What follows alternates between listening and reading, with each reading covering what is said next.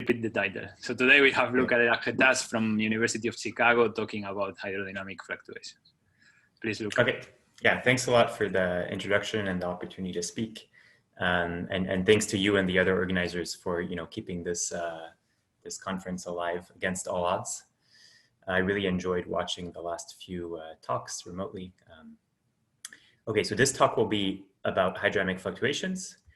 There were already a few talks on or related to hydrodynamics in this conference.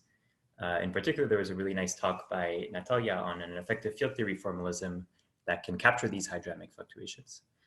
So this talk will be complementary to her talk in the sense that I'll focus on the application of this formalism, namely on hydrodynamic fluctuations themselves.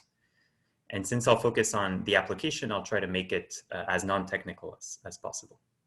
And also you should feel free to interrupt me with questions at any time. So I probably don't have to sell the merits and the importance of hydrodynamics to this crowd, but let me just say a few words. Hydrodynamics is inevitable. It's there whether you like it or not in thermalizing system. And it's very universal, doesn't depend on the microscopics. And in a sense, directly maps a set of symmetry assumptions on the system you're looking at to observables like correlation functions.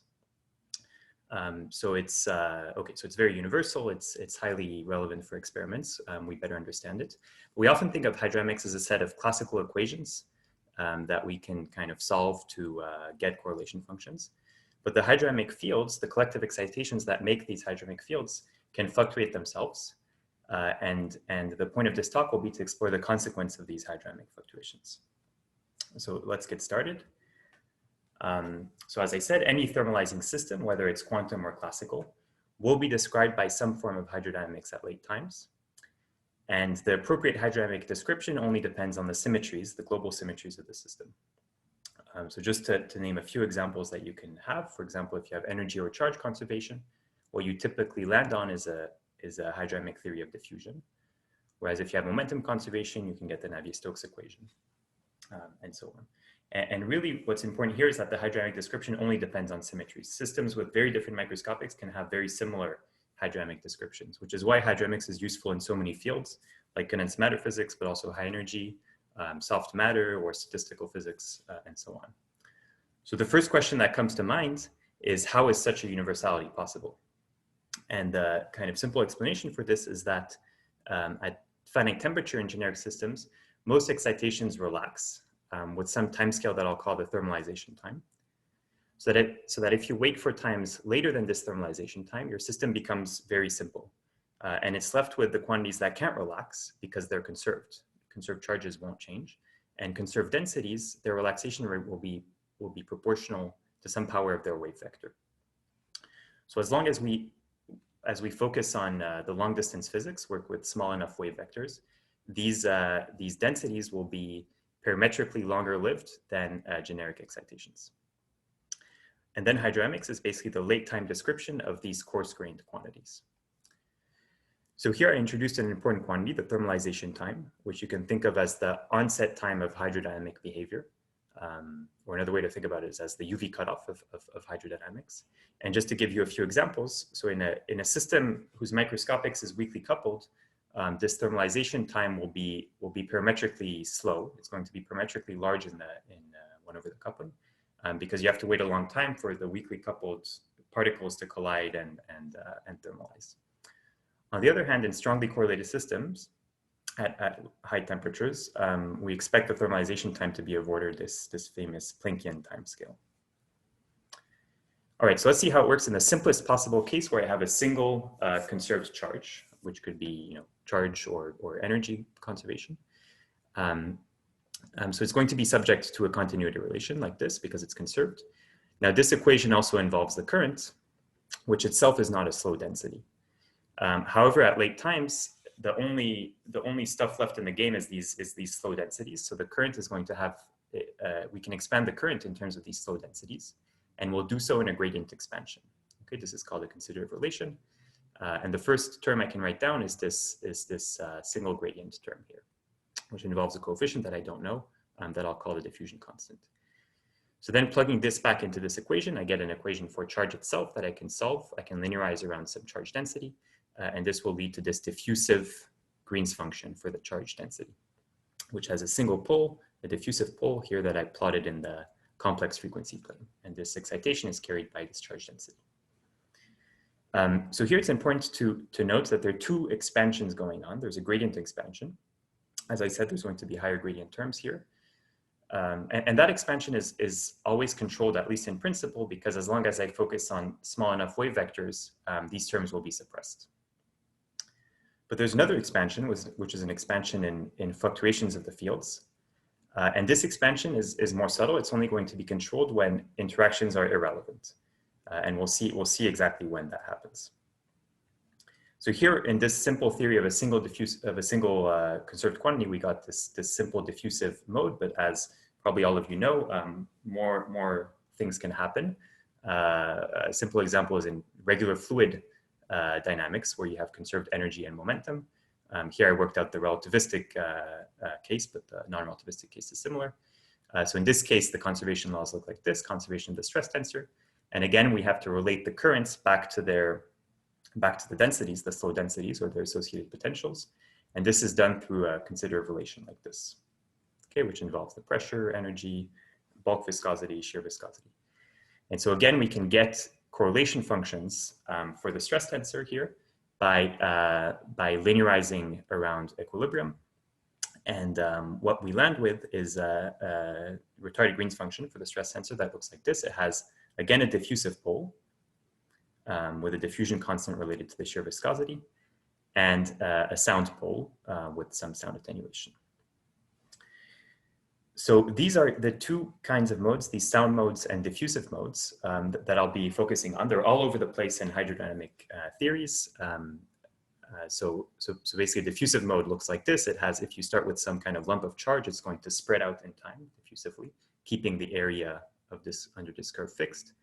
Whereas a sound mode or a ballistic mode propagates with some velocity and then spreads. So if I follow this pulse, I'm going to see it spread kind of, diffusively in time. And the reason I want to focus and separate these two cases is that their fluctuations are going to be quite different. So we'll see how in a bit. And just to illustrate, that these types of modes are all over the place, to give a few examples without going too much into details. So in a regular fluid, we saw that there was a sound mode that will look like this. It's carried by the energy density and the momentum, longitudinal momentum. And we found a diffusive mode in the shear momentum channel. But if the fluid is charged, there's going to be an extra diffusive mode carried by charge. Now, you might be interested in the hydrodynamics of a system that has these symmetries, but where the U1 charge conservation symmetry is spontaneously broken, so that you have a superfluid. And in this case, the extra degree of freedom, the superfluid phase, kind of hybridizes this diffusive mode and gives you an extra sound mode, the second sound of superfluids. And some of you have been studying these systems with translation symmetry breaking instead, like charge density waves or Wigner crystals. In this case, you also have extra goldstones that can hybridize these modes.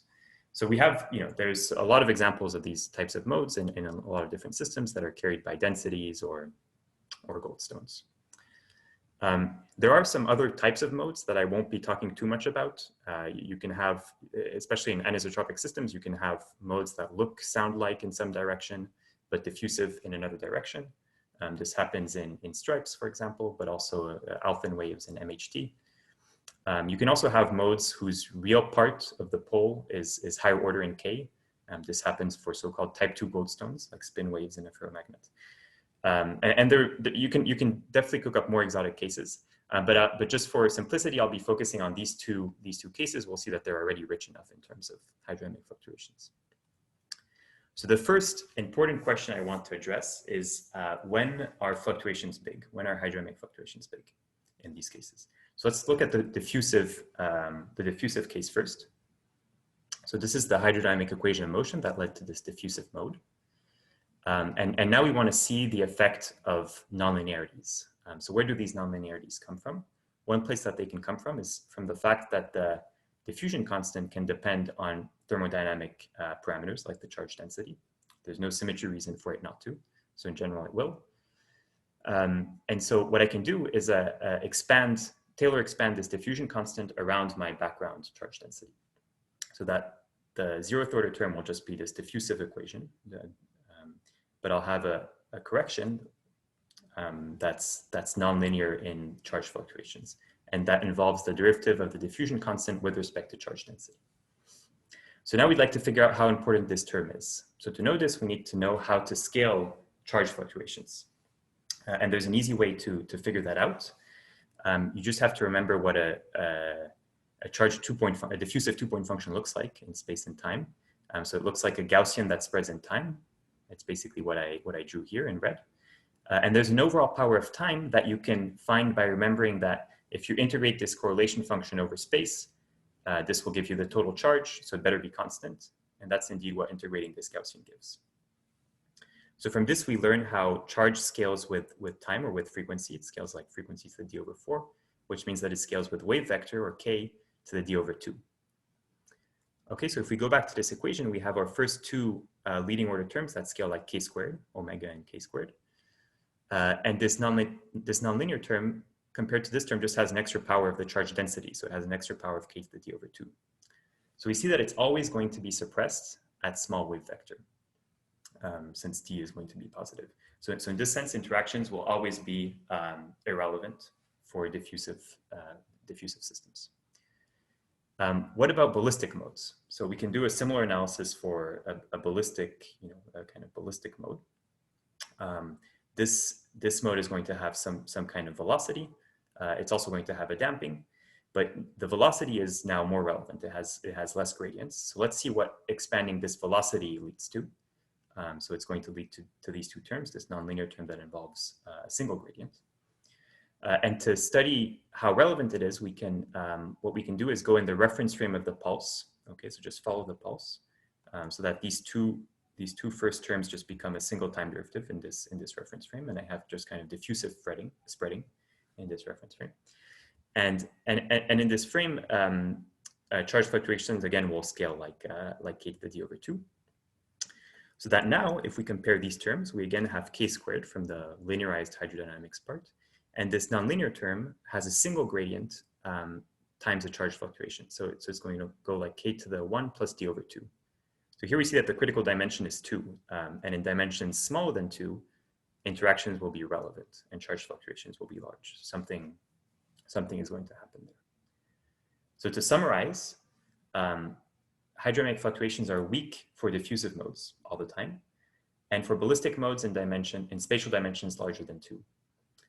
And they're strong for ballistic modes in spatial dimensions smaller than 2. So maybe this is a good time to pause to see if there are any questions and if you guys are still alive. I forgot to say that if anybody wants to ask a question, just please unmute themselves and just ask. It looks like nobody's asking, but we are alive at least. Okay, at least you are. We don't know about the others. Come on, there's 40 people. Okay. Hopefully it's not bots. Okay. Yeah, probably. Can I ask a question at this point?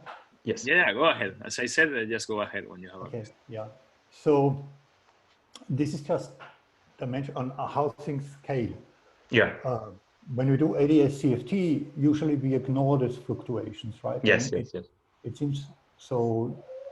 Usually the logic is that there are many more fundamental modes than there are of these hydrodynamic modes, right? Exactly. Yeah. Yes. Yeah, that's a very good point. And especially since this is the hollow matter series of talks, I should mention that these fluctuations are suppressed in the number of degrees of freedom.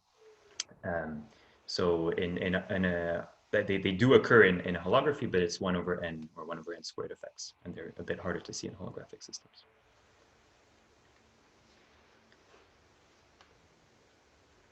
Okay, thank you. Yeah. Any other question? Okay. But in sorry. In that counting, gravity itself is a 1 over n effect. So I'm not quite sure what the meaning of the last comment was. Sorry, gravitational fluctuations are 1 over n or 1 over n squared effect, and yet they can be significant in many contexts. Right. So I was saying that effect of hydrodynamic fluctuations compared to the tree level hydrodynamics, like the fact that you have a diffusive mode or a sound mode, the relative suppression of these two things is 1/n. Okay. So you have the first thing, if you do holography, you will see, you know, these modes, diffusion and all these things, but fluctuation corrections will be suppressed. So even if fluctuations were strong, you would have this 1/n suppression relative to the tree level hydrodynamics. Okay. All right. So in the rest of the talk, I'll try to illustrate both of these situations when what happens when we have weak and strong fluctuations. And I'll do this by taking an example in each case. And I'll try to take the simplest possible example. So for weak fluctuations, I'll look at diffusive mode. In fact, I'll look at a single diffusive mode in any dimension. But a lot of the consequences will apply to more general situations where fluctuations are weak, including ballistic modes in more than 2 dimensions. And for strong fluctuations, we'll have to go to 1 dimension and look at a ballistic mode in 1 dimension. So here I'm again going to look at a case where I have a single ballistic mode in 1 dimension. And this will allow me to talk about this recent paper with Paulo, where we found that the edge of quantum Hall systems have very large hydrodynamic fluctuations and a breakdown of this diffusive spreading. All right, so but before getting into that, let's get warmed up on these with these weak fluctuations. So okay, so we found that diffusive fluctuations scale like k to the d/2, and they're always irrelevant. So what this means is that we have a controlled perturbative expansion in these fields, in these fluctuations. So it's really a very similar situation to regular effective field theory, where you have a semi-classical theory with degrees of freedom that are approximately free in the deep IR, and you look at the effect of the leading irrelevant interactions. And so this study is called the theory of hydrodynamic fluctuations. It was pioneered in these papers, but has a long history. And I won't go into too much detail into how they did it back then, but just in a nutshell, basically what they did is to add a noise term to these considered relations, which show the deviation, so which parameterize the deviation of the current compared to its equilibrium hydrodynamic value in terms of the charge density. And the fluctuations of the current will be fixed to the dissipative terms, the diffusion constant, by the fluctuation dissipation theorem. So how much the current fluctuates away from this equilibrium value is proportional to how much it will respond to an electric field if you turn on an electric field. And what these early papers did was basically engineer an effective field theory that reproduces these equations of motion. So here already an interesting thing we see is that there's a kind of doubling of degrees of freedom. Every hydrodynamic field will have an associated noise term. So much more recently, there's been a lot of work on putting these effective field theories on a more firm footing, in particular starting from symmetries, just deriving them from symmetries. And one thing that I really like about this more recent work is that it explains a little more clearly where this doubling of fields is coming from.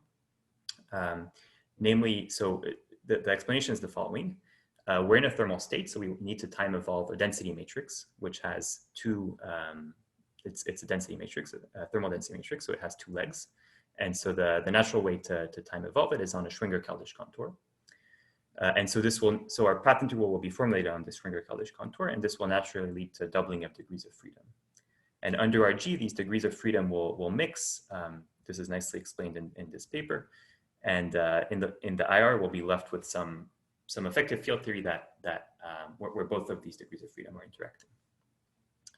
So the mapping between this formulation and the older one is roughly as follows. The average of these fields is related to the hydrodynamic densities, whereas their difference is related to these noise fields. The mapping between these two formulations is explained a little more precisely in this paper.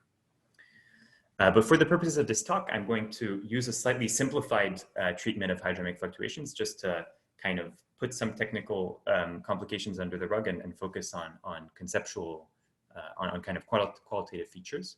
And the idea is basically the following. So we know from these effective field theories that the hydrodynamic fields are semi-classical. So if we want to compute, which means that they'll approximately Gaussian factorize. So basically, if we want to compute 2-point functions of the current, for example, we can just use its expansion in terms of charge densities, and then just Wick contract, Gaussian factorize these correlation functions. So let's try to do that. Let's compute the current 2-point function.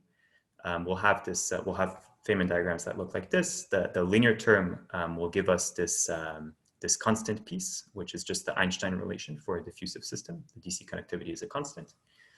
But then we'll have this one loop correction to this leading behavior, which goes like, you can compute the loop using the free, just diffusive propagators here. And what you'll find is a correction that goes like frequency to the d/2. So notice that this correction is going to be small at small frequencies. It's a small correction. This is a manifestation of the fact that interactions are irrelevant. But it's interesting because it's non-analytic. And in particular, in one dimension, it's bigger than the leading higher derivative correction, which will be analytic. So even though it's a small correction, it can still be seen. It can still affect, it can still be seen. For example, in numerics, here these people did exact diagonalization in a quantum spin chain and saw this kind of square root behavior. So this is an example of what's called a hydrodynamic long time tail. They were originally discovered numerically in classical numerics. And this paper is kind of what started this whole field of hydrodynamic fluctuations. As I mentioned before, you can also see, you can even see them in holography, where you have to do some work. You need to compute a graviton loop in the bulk.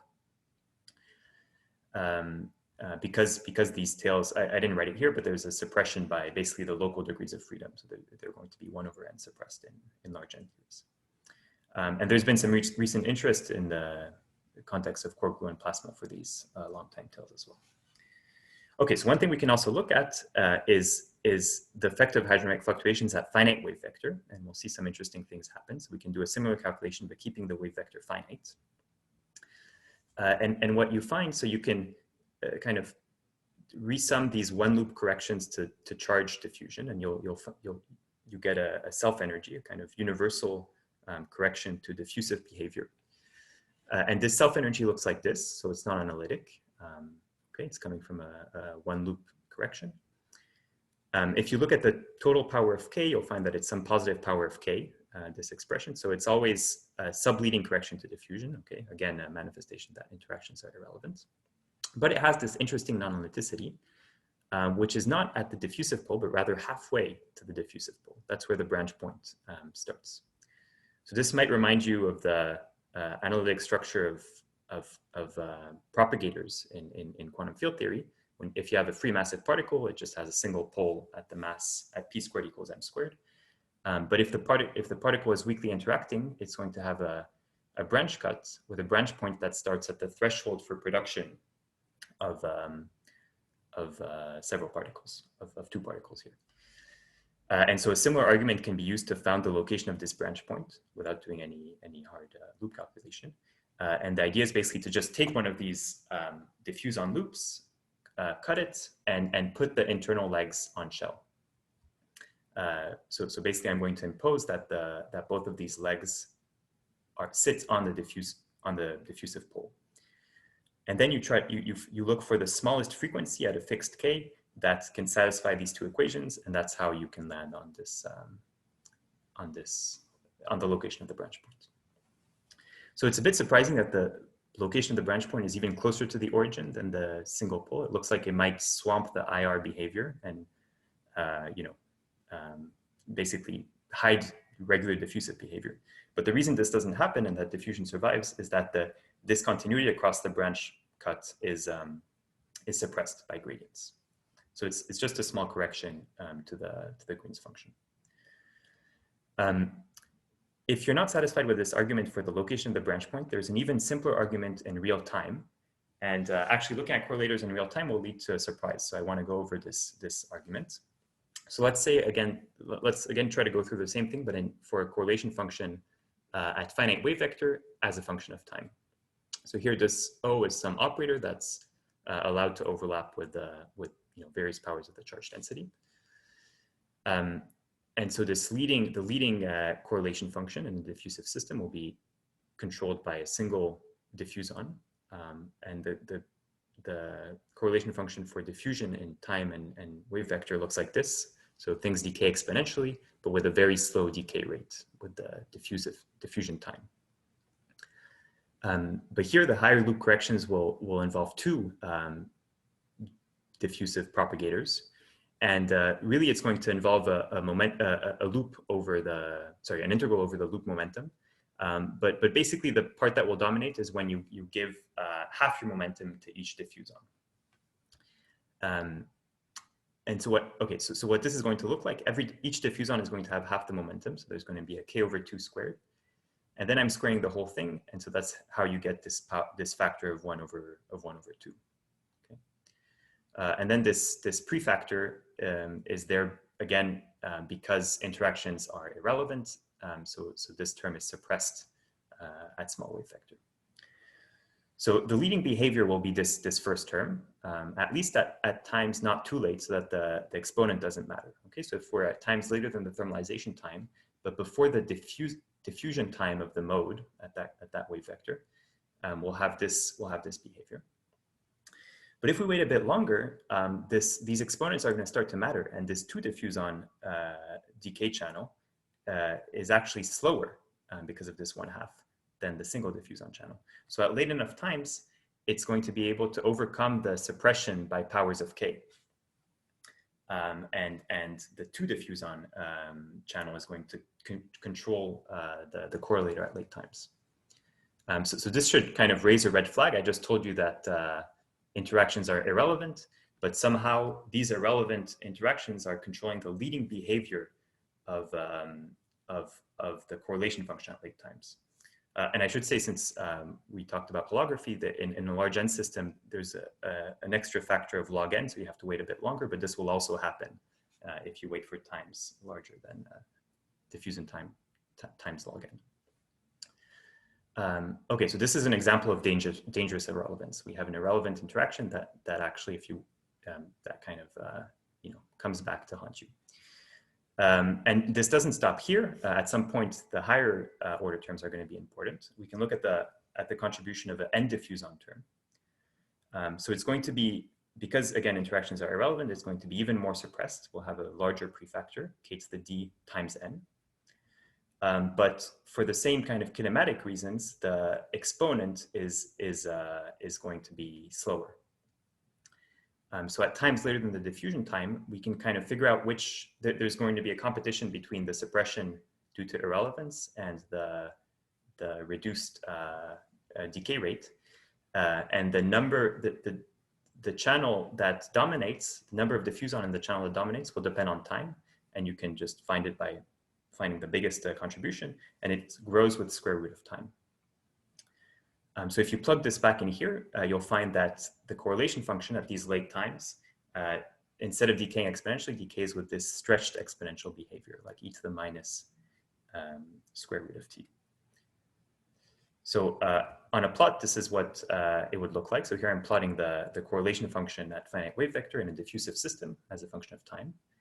At times earlier than the thermalization time, hydrodynamics doesn't tell me anything. It's going to be sensitive to the microscopics. After the thermalization time, the dominant decay channel is just going to be regular diffusion, and things are going to decay in this way until at times roughly the order of the diffusion time of this mode, where I have this cascade of this diffusion cascade. I decay into more and more diffusons, and it leads to this slower stretched exponential behavior. So in the thermodynamic limit, this would just go on forever, the stretched exponential. But in a finite system, if I'm in a finite system, there's going to be a smallest wave vector that these diffusons in the loop can have. And so that's going to kind of limit this, the cascading is going to stop at some point.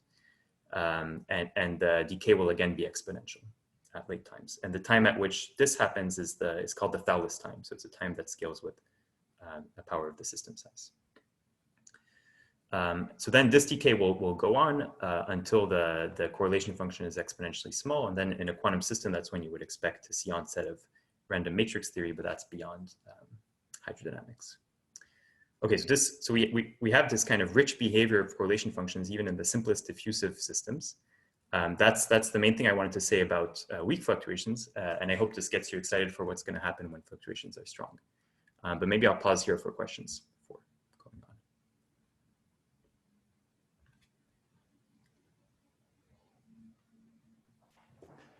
on. Okay, can I ask a question? Mm-hmm. So this discussion now was based on analyzing diffusive behavior. Mm-hmm. But we know that in the relativistic context, diffusion isn't really consistent because you get modes which eventually propagate faster than the speed of light, the frontal velocity is infinite and so on. Does this have any influence here on I mean, there must be somewhere K value where this has to break down in the relativistic context. So I don't think so. The kind of superluminalities that you talk about of diffusion happen at times earlier than what I would call the thermalization time. So diffusion is naively superluminal at early times, but I'm not going to trust hydrodynamics there anyways. And in fact, we know that it shouldn't be trusted just because of one good reason not to trust is because of it should be relativistic. But I don't think it will affect. I don't think this constraint of subluminality is very constraining for the hydrodynamic behavior. Okay, thanks. Maybe I can make one more comment, Pavel Kovtun here. This causality can be restored by high-dimensional operators in your language, irrelevant operators. Yeah. Mm-hmm. Exactly, yeah. Which also tells you that it has to do with the UV. Yeah. Thanks for that comment. Any other questions or comments?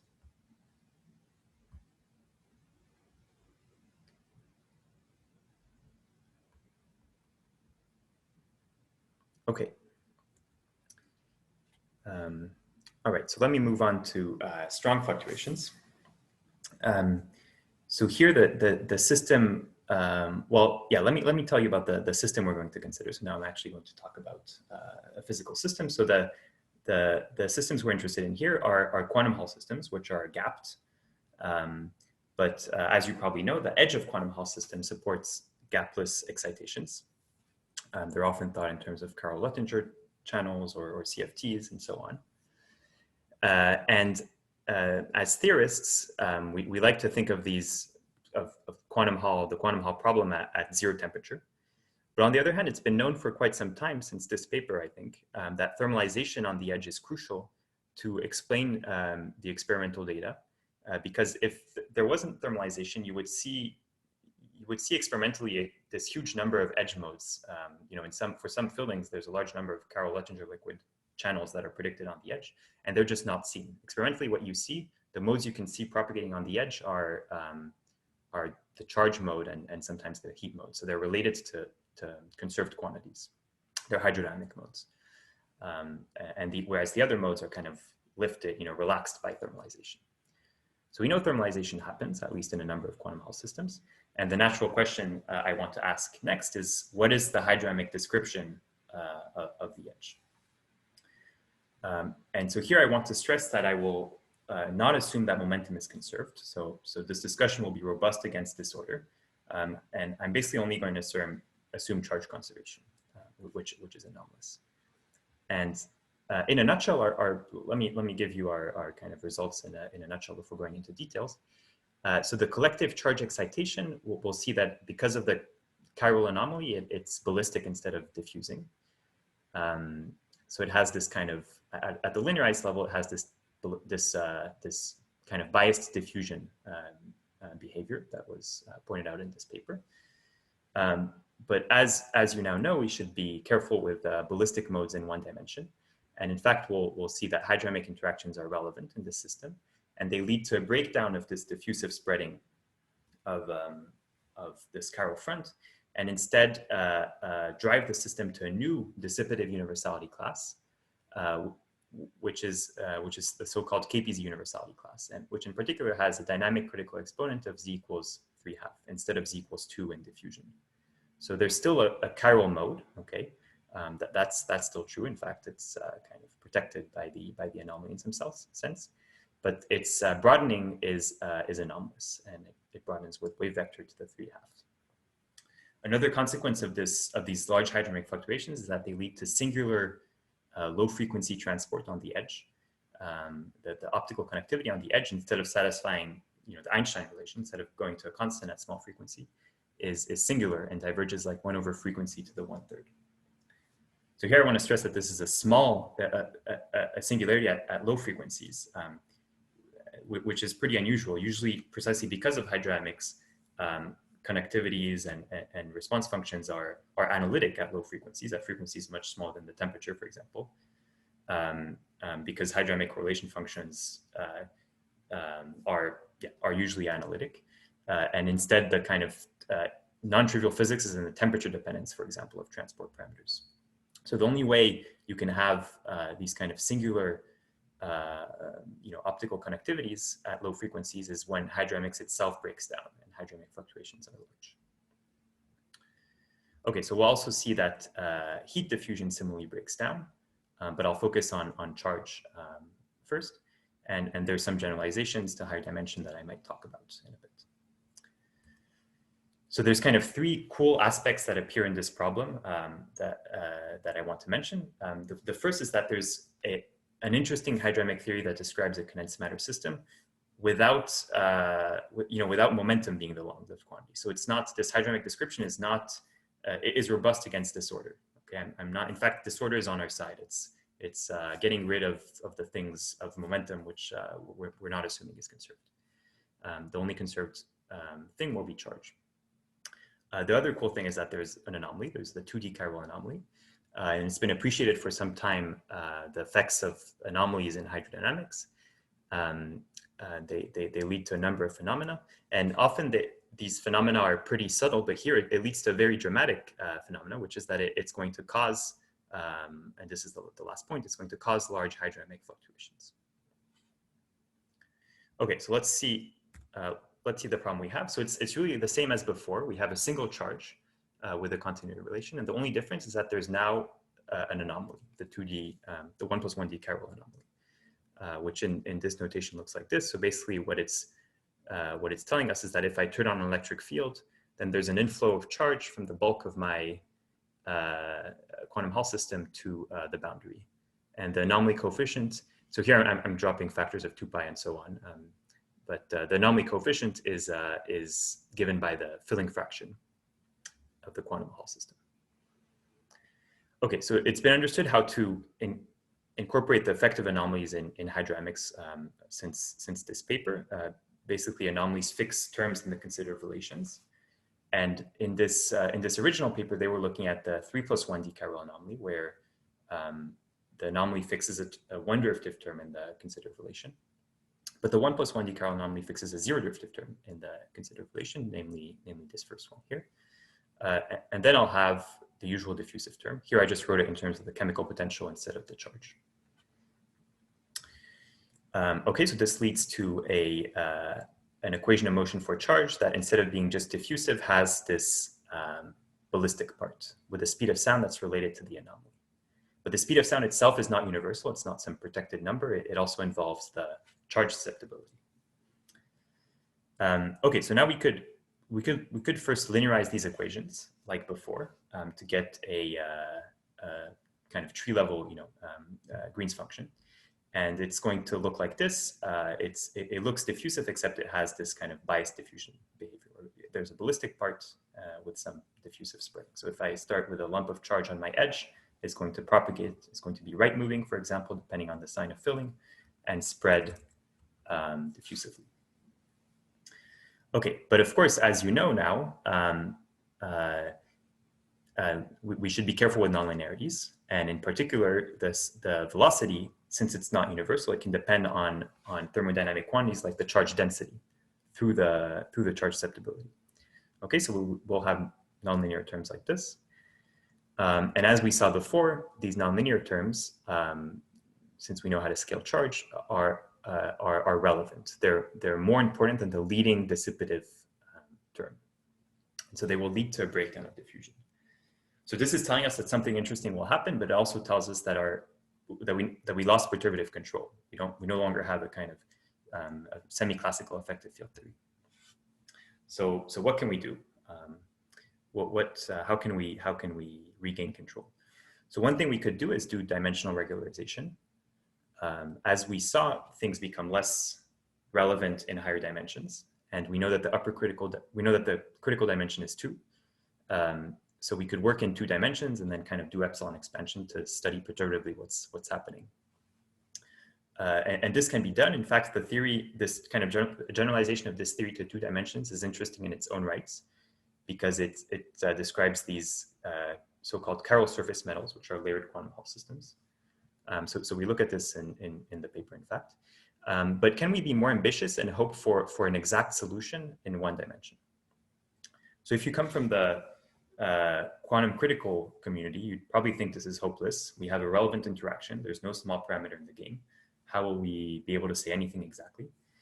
But it turns out that the world of dissipative physics in 1 dimension is a bit magical. There's some kind of non-renormalization theorems. And some things can be said exactly. And the first example of such a treatment, I think, was in this paper, where they looked at the Burger's equation. Maybe a slightly more famous example is the KPZ equation, which actually is the exact same equation as the Burger's equation. And in a slightly more recent paper, these people looked at the Navier-Stokes equation in 1 dimension and were able to say some exact things. So we will be lucky. We will be able to make some exact statements. In fact, this equation will exactly map to the KPZ equation. So if you know the KPZ equation, I'll quickly explain how the map works. Otherwise, it's not too important. So this is our anomalous diffusion equation. We have this ballistic part, diffusive spreading around the ballistic part, and this is the nonlinear term that's causing us troubles. So the first thing we can do is just follow our pulse. Okay, work in the reference frame of the pulse so that we can get rid of this ballistic part, and then we just have a diffusive spreading and this nonlinearity. And then this equation directly maps to the KPZ equation, where charge maps to the gradient of the height in the KPZ equation. KPZ equation is about surface growth, so the important variable is the height, or the slope, actually. All right, so basically we learned that the edge of quantum Hall systems is in the Burger's KPZ universality class. And a lot is known about this universality class. In particular, the dynamic critical exponent is fixed. So let's see what consequence this has for hydrodynamics on the edge. So the first consequence is that the collective excitation will have this dispersion relation. So it's still going to be ballistic, but it's going to have this anomalous broadening with this critical exponent. And the analog of a diffusion constant is actually also fixed in terms of thermodynamic parameters. And I really like this formula because it shows the 3 ingredients that were necessary for the breakdown of diffusion in this system. So the first is finite temperature. We're talking about fluctuating hydrodynamics. We need temperature in the game. The second is the anomaly. Remember that if the anomaly is 0, I just have regular diffusion, and that, as we saw before, is weakly interacting. And finally, we needed these hydrodynamic nonlinearities, which came from the fact that the speed of sound depended on charge. This is the derivative of the speed of sound with respect to charge. And the speed of sound depends on charge through the charge susceptibility. Another thing striking about this expression is that this D is a dissipative parameter, and it's entirely fixed in terms of thermodynamic quantities like susceptibilities, anomalies, the temperature, and so on. This is a kind of surprising aspect of strong hydrodynamic fluctuations. This typically happens that scaling in some sense fixes the dissipation in terms of non-dissipative stuff. So I should say that similar dispersion relations have been observed in the context of 1-dimensional 1 plus 1D hydrodynamics. So there the ballistic mode is coming from momentum conservation, right? It's regular sound. Here, what's kind of cool is that we don't need momentum conservation, right? We got a ballistic mode from the anomaly. So this dispersion relation is going to be robust against disorder. Okay, and this is just how it propagates again. So another consequence of this KPZ scaling in the IR is for transport. And in fact, the KPZ scaling function, so I should say some things about the KPZ fixed point are known exactly, like the dynamic critical exponent. They're fixed by some symmetries if you're clever enough.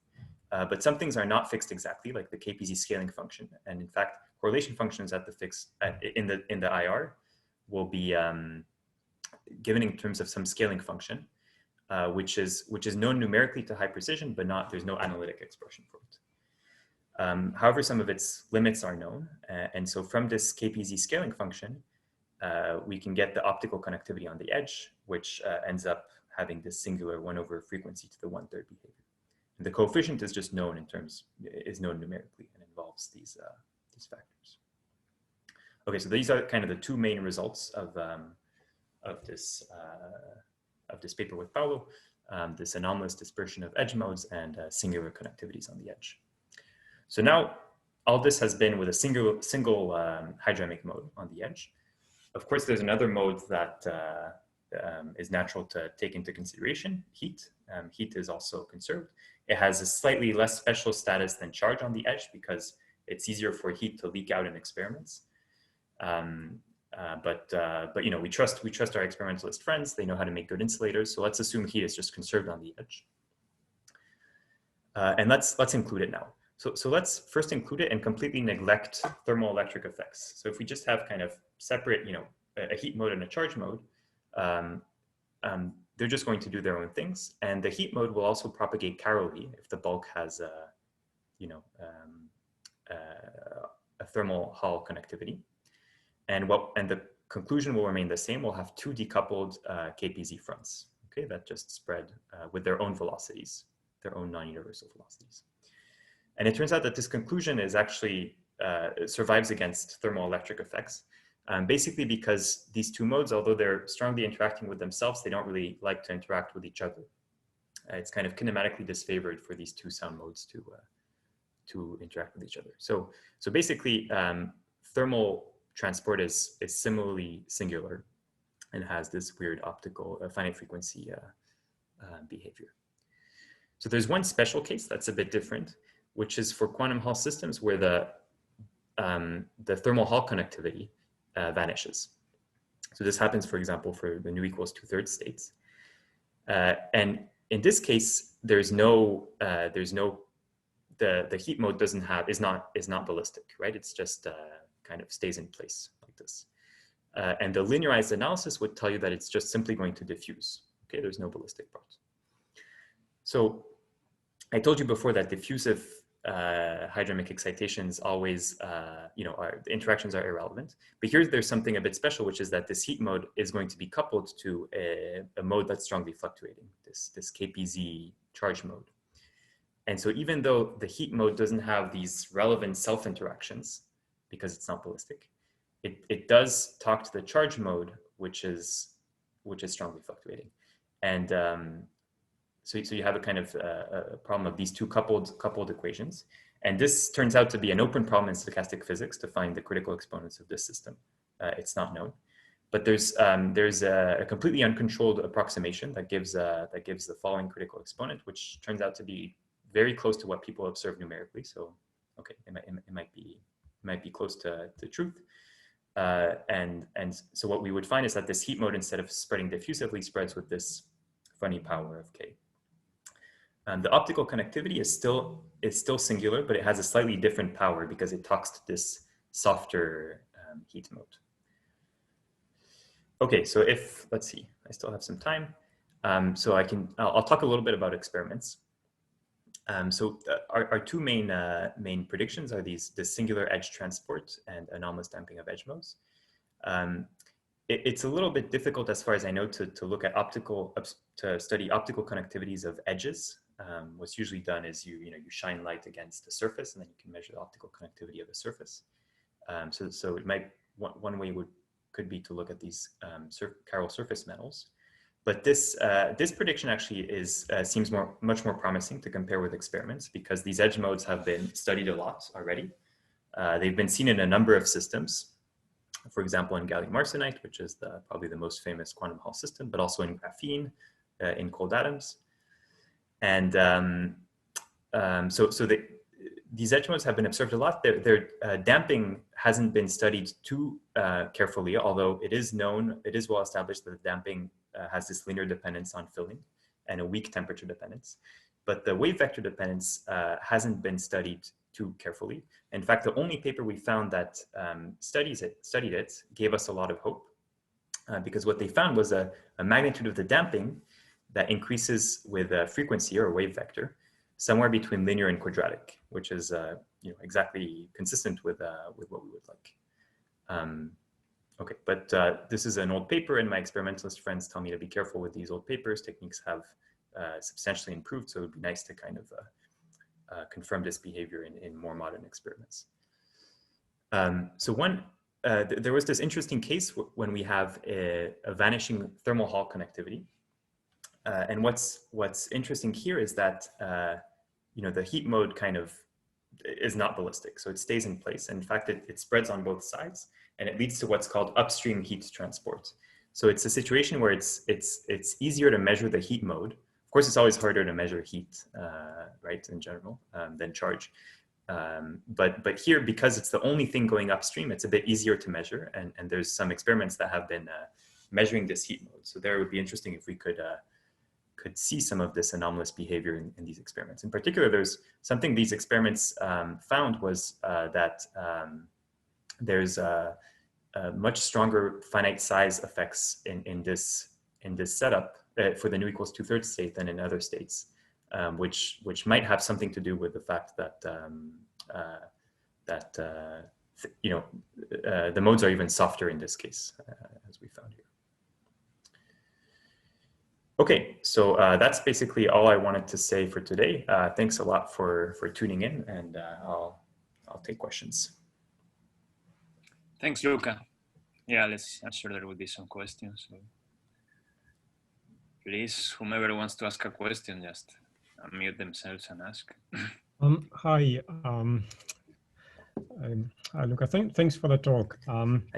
So maybe you can clarify my confusion here about this KPZ edge mode, where the dissipative coefficient is determined by non-dissipative parameters. Yes. Like, how does entropy production work here? Yes. Yeah, it's pretty confusing. But actually, I'm going to turn the question back at you because I learned this from one of your papers. There's another case where this happens, which is a bit less mysterious, which is just hydrodynamics in 2+1 dimensions. So their interactions are marginal, they're marginally irrelevant. So you still have kind of regular hydrodynamics, but as you explain in your lecture notes, there's the hydrodynamic coefficients have some logarithmic running. And in the deep IR, if you just follow the logs all the way, which in practice might never happen in experiments that we go all the way there, but just let's be theorists. In the deep IR, they're entirely fixed in terms of thermodynamic quantities as well, right? So that's just another situation where hydrodynamic fluctuations leads to So yeah, I'm not answering your questions, but this is another situation where it happens when you have this running of transport parameters. Do you know if there is an easy way to look at the entropy current in this system?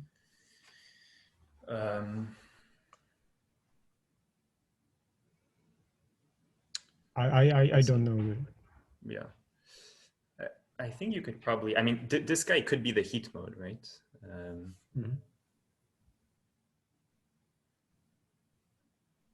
So you're saying you would probably find some entropy production proportional to this stuff, and you're saying this is a bit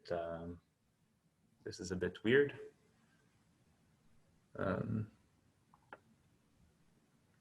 So okay, just I think a kind of conceptual answer. I don't know if this will be very satisfying, but in the case where fluctuations are weak, I like to think of dissipative things like diffusion constants as coming from the UV, having integrated out the UV, and they might get corrections, but basically they're coming from the UV stuff. Here, and in this case, you could do some more RG, and you'll get hydrodynamic contributions to these transport parameters. And when hydrodynamic fluctuations are weak, it's usually not very important corrections to these transport parameters. But when they're strong, hydrodynamics itself will give will control dissipation. So I think maybe that's one way of viewing it. Here I started with a diffusive system in the UV in some sense, and I flowed to the IR and found this KPZ stuff. And dissipation in the KPZ is coming from these, UV diffusive modes in some sense. I think you could even make this precise if you had some kind of large N theory where you have a window between which, the diffusive behavior and the KPZ behavior between these two regimes. Okay, thanks.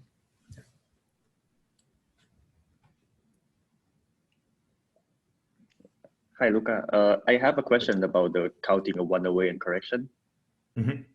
So, like, there was you have an argument about counting the power of k and see which one is relevant. Like, can you have like similar argument for the large N counting?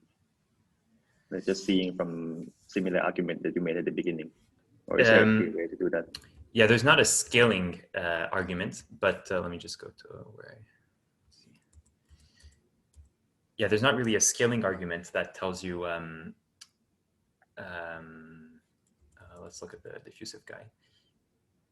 The dependence on N, but it just turns out that let's see if we can see it in some way.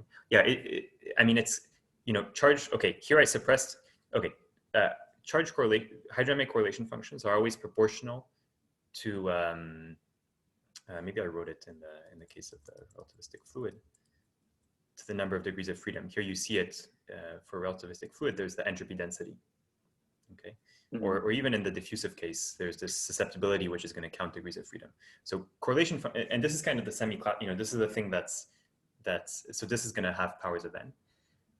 And so these are the powers of N that end up killing you in loops.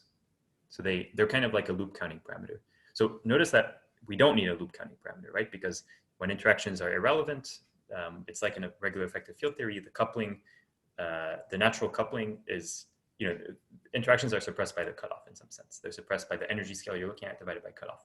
But in large N systems, we have an additional loop counting parameter, which comes from the fact that correlation functions are all proportional to the number of degrees of freedom. So here it's going to be N squared. Okay, thank you.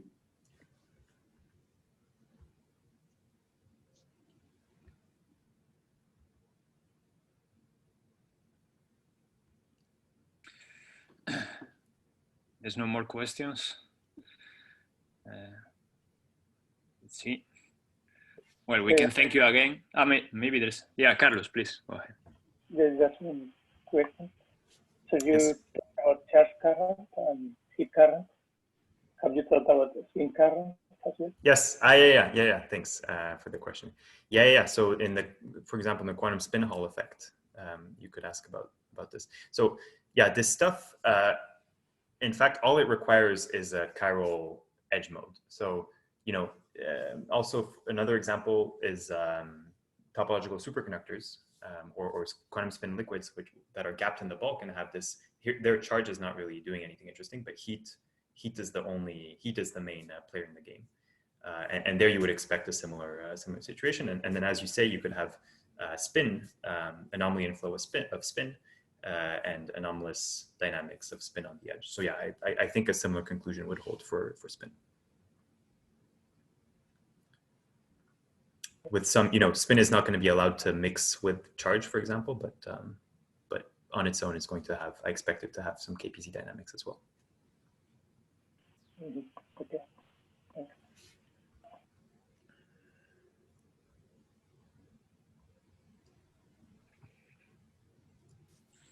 Any other question for Luca?